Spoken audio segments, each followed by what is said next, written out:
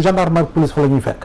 alors que nous sommes des fils de ce pays là. pour man nag loolu c'est une nécessité absolue parce que tamit suñu dëkk ñu ku ko defarul suñu bopp ñu ñoo war a defar suñu dëkk yaa Moussa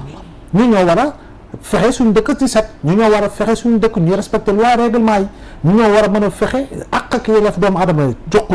cër boobu mat sëkk mais si kaw itamit am na mbir bari yoo xam ne dañ ko war a mën may tundiku parce que tey dëkk tubaab yi ngay dem am na loo xam ne duñ la ko fa permettre parce que seen loi dëkk moo leen ko imposer ay doomu Sénégal ñu ngi leen dàq ji gis nga CRS dañ leen di dàq ji ñu ñëw lenn seen parce que la ñuy lal foofu dañ ko tere parce que doomu réew mi sax duñ fa lay di jaay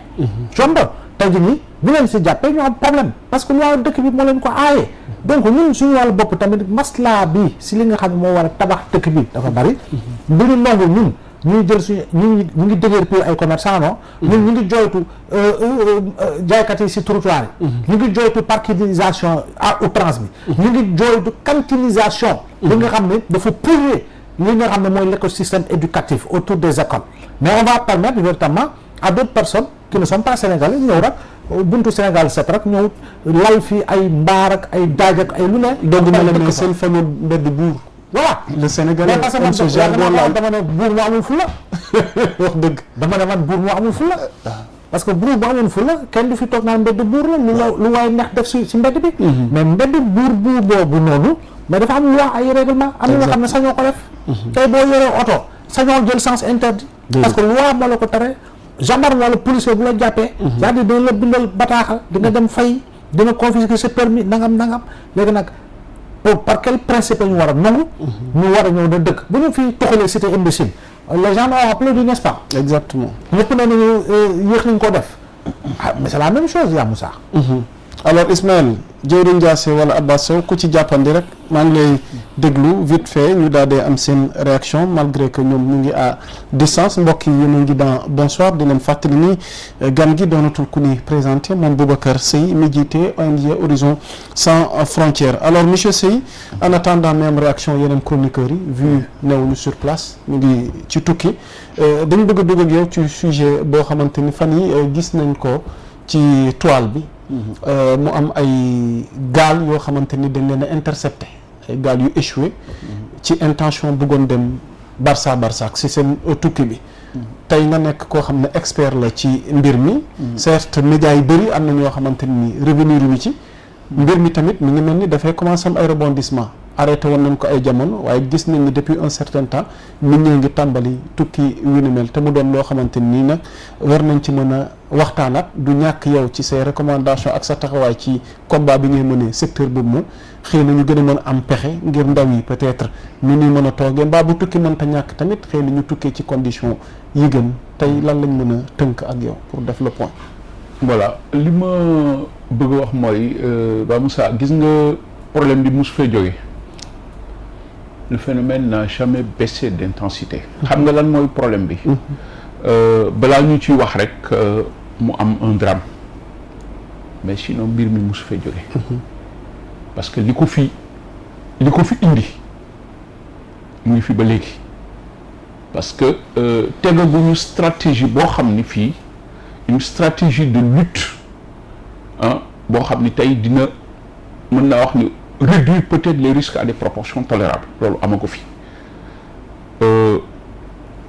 tey drame bi mujjee am situation bi mujj am tey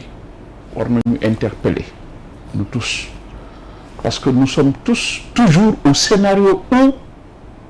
migration bi dafay continuer de dévoiler des aspects aux conséquences incalculables dans nos sociétés en situation de vulnérabilité chronique.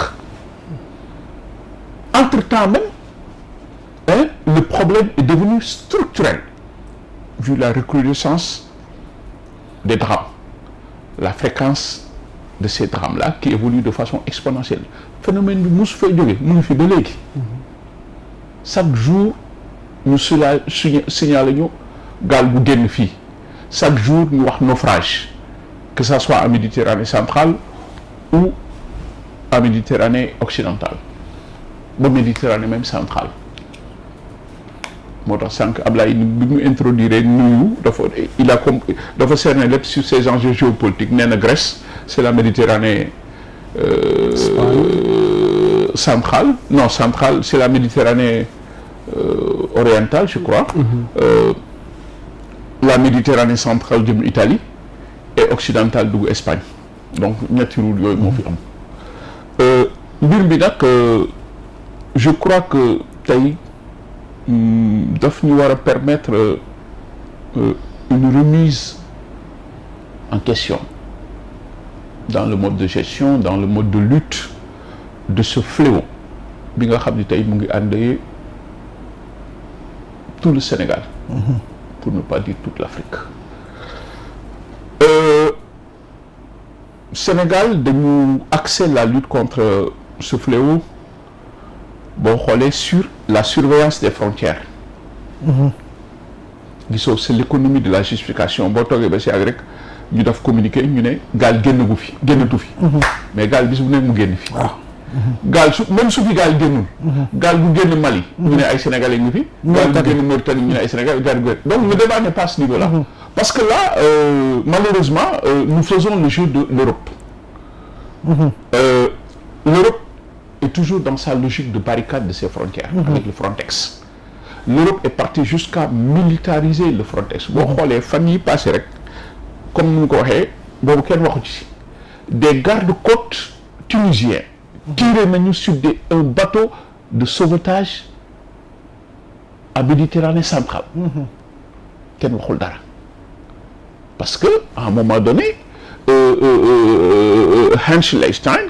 l'actuel coordinateur du Frontex dafa dem jëndi ay armes waxoon naa leen armes yooyu suñ deful nank parce que dans une crise migratoire arme amu fa wàll. Effectivement. Mais personne n'a kenn waxul dara. Tey au Sénégal boo leen déggee criminalisation des passeurs, je suis d'accord, il faut lutter contre les passeurs. Il faut lutter contre cette économie souterraine et criminelle qui charrie le trafic d'êtres humains et autres. Mais orienter le débat uniquement sur la surveillance des frontières risque de ne pas être efficace. Loolu moo tax tey mbir mi nekk fi ba léegi te jógoogu fi parce que démarche bi ñu war a jël tey pour wàññi ko démarche boobu lañ jëlul. Donc ce logiciel-là doit disparaître. Parce que tey il faut aller dans une vision beaucoup plus holistique, une vision beaucoup plus globale pour cerner le fléau dans sa diversité, sa complexité et sa transversalité. Xam nga tey boo jëlee le Sénégal nga def benn petite analyse sociologique da ngay gis ni tey le Sénégal est un pays à tradition migratoire ancienne. Tukki mooy synonyme de réussite dans notre pays. waaw tukki aada la fi donc la cause gis nga tey boo jëlee les causes sont multiformes, multisectorielles, multidimensionnelles. Mais boo defee une analyse des choses di nga gis ni vu les profils la cause est plutôt socioculturelle. Tey au-delà des causes économiques il y a cette pression sociale. Cette pression au niveau des familles. Effectivement. moo indi tey coow li yëpp parce que bu nga gis ku yore liggéeyam tey parce que dañu nekk ci contexte boo xam ne le doute dafa les incertitudes du lendemain. Parce que boo xoolee tey boo interroger nit ñi. bu ma fi toogee est-ce que dinaa am lii. Est-ce que dinaa am lii. Est-ce que dinaa am donc il y a des doutes, il y a des incertitudes. Donc le doute a tellement perforé notre environnement socio-culturel au point que les gens gëmatuñu leur avenir est ici. Et c'est l'instinct de survie. Effectivement. Donc foofu le débat bi nekk aujourd'hui au Sénégal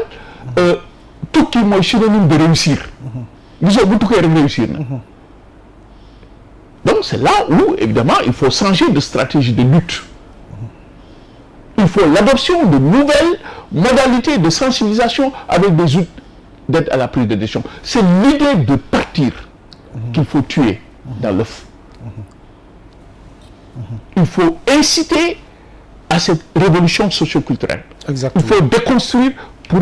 reconstruire les mentalités pour ñu xam ni doomu réew mooy tabax réew bi. Mais tant que nous on n'aborde pas le problème sous cet angle-là mbir mi du fi mos a jógee parce que la surveillance des frontières mënul jàll parce que le Frontex moo ëpp doole l'État du Sénégal en termes de surveillance et en 2024